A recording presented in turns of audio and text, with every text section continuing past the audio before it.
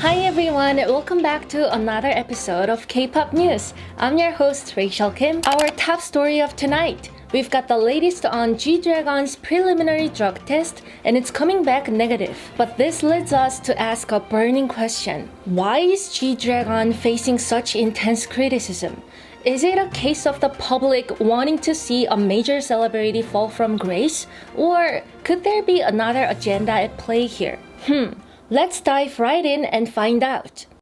On November 6th, GDragon, who had been under suspicion of drug use, voluntarily presented himself at the Incheon police station. He went through 4 hours of questioning and came out with a clean slate as the preliminary drug test results came back negative. GDragon expressed his hopes for the investigative agency to provide accurate results promptly. And now we are all waiting for the National Forensic Service to reveal the final verdict. And the public reaction to GDragon's situation has been mixed. There are lots of criticism, and at the same time, many Korean netizens are perplexed by the level of criticism he's facing. Does he deserve it? Here's my take on this. Well, GDragon really comes off as super confident, right? And he did a great job in that interview. But besides the police talking about those drug allegations, there is something more. It's the peculiar and unstable behaviors he's shown in those airport videos that led to suspicions about his involvement in drugs. And even in his previous interviews, his words were like a bit all over the place, and he seemed to struggle with putting a clear sentence together.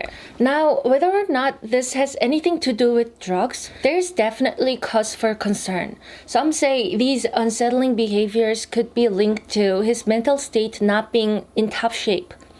I'm no psychologist, so I can't give a diagnosis, but I've heard some people say that people dealing with panic disorders or ADHD can sometimes act this way. So my take on this is, let's hold off on bashing GDragon for now. If he deserves criticism, it should come after the official results are out. No matter what he might have done in the past, if he's getting criticism for this particular incident, well then, it should be because of his actions in this context.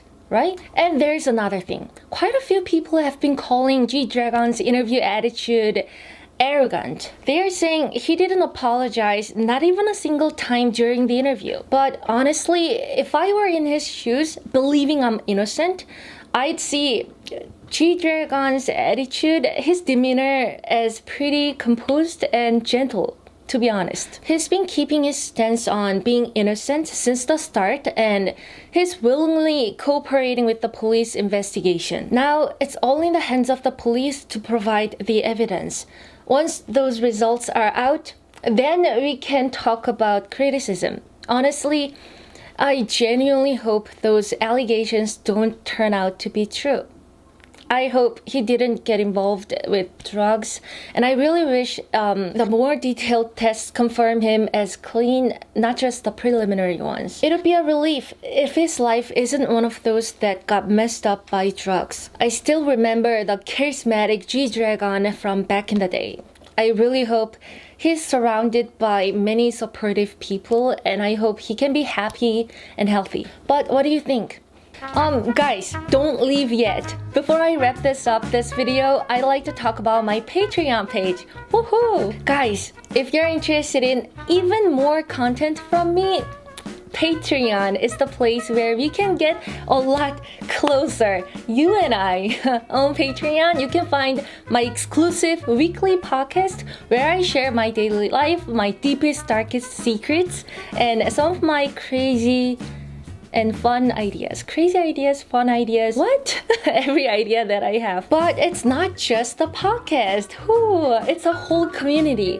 You can join my Discord server where we can chat. I'm there pretty much all the time because I don't have life and I am keeping the sparkly chat room alive. All jokes aside, chatting with you is honestly one of my favorite things. Also, we're planning to be more active on the audio channel on Discord with my microphone so we can have real-time conversations more often. If you don't have a microphone, don't worry, you can talk to me on your phone.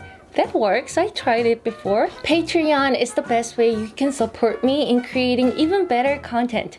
So please take a moment to check out my Patreon page and become a part of our awesome and wonderful sparkly community. It's patreon.com/Rachel Kim. And yeah, that is it for today's video. Whew. Thank you so much for watching, and I'll see you in the next one. Bye. Love you.